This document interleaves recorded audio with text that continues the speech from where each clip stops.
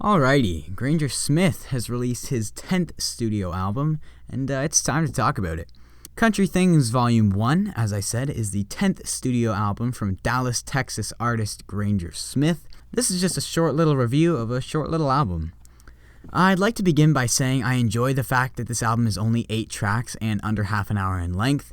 That isn't me throwing shade, but in today's world, in other genres, it's quite common to see albums surpass 20 tracks, and even in country music, albums are undoubtedly getting longer, which I suppose isn't a bad thing if the quality is still there and they aren't just putting out a quantity of music for the sake of putting out more music, but I think shorter albums just have a much sweeter appeal and are much more easier to approach. You can listen to this whole project on your drive to work, unlike other albums that are over an hour in length where you have to set aside a good chunk of your day just to listen straight through it. This album is very experimental. I almost think the title is fitting because, simply put, this album is like a compilation of country things. It covers many aspects and sounds of modern country music, and in a way, I think that plays against the album in the sense it provides a real disconnected feel between tracks.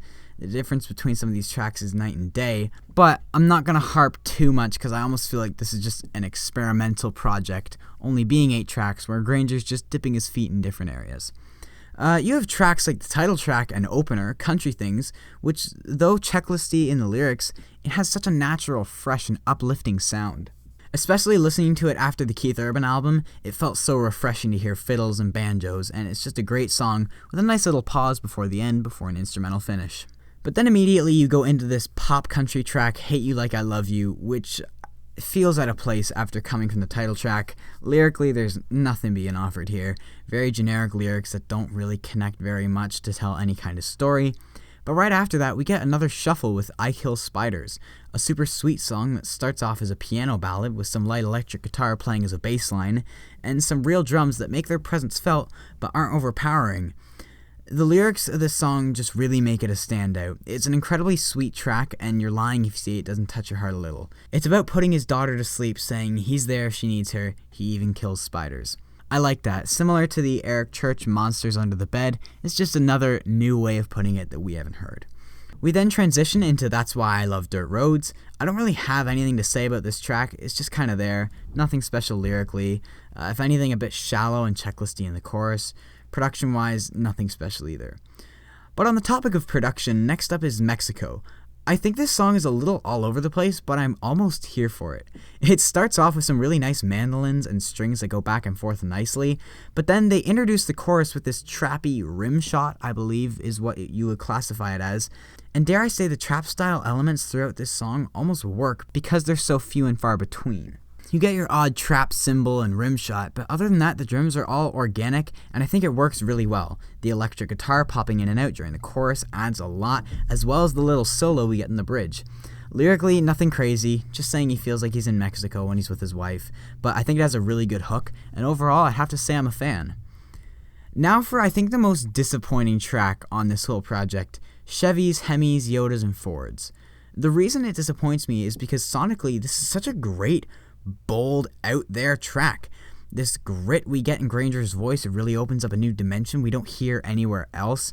But then it's these incredibly shallow lyrics just about everyone spending their money on trucks. Maybe that's the humor that such a dumb song sounds so serious, but I just think this track could have taken so many routes lyrically, and this wasn't it.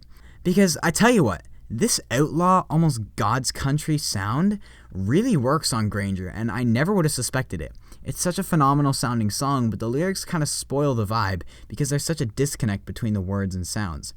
Heroes, I think, has its heart in the right place, but personally doesn't pop out or make me want to come back to it.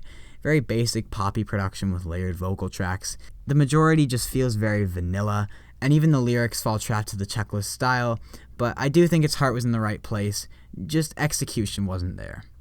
The album closer is so stupid but funny that I'll give it a pass. The fact that Granger somehow tied the Happy and You Know It nursery rhyme into a studio-produced track that made it to a mainstream album is nothing but admirable in a way. You kind of have to love the stupidity of this song, and it's just kind of hilarious. So those are my thoughts on Country Things Volume 1. Let me know what you thought in the comments. Rating-wise, I'll give this one a 7. I don't like giving decimals.